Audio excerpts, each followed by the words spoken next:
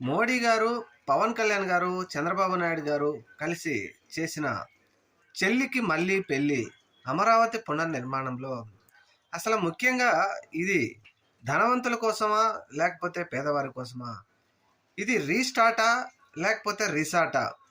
ఎందుకని ఈ మాట ఇప్పుడు నెటిజన్లు బాగా ట్రోల్ చేస్తున్నారంటే, మాజీ ముఖ్యమంత్రి వైఎస్ఆర్సీపీ పార్టీ అధినేత వైఎస్ జగన్మోహన్ రెడ్డి గారు 50,000 మంది పేదలకు పట్టాలు అమరావతిలో ఇస్తే వాళ్ళందరినీ తరిమి పడేశారు.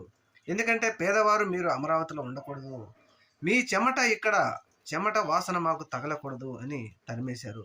మరి అలాంటప్పుడు ఇది రిసార్ట్ అవుతుందా, రీసార్ట్ అవుతుందా?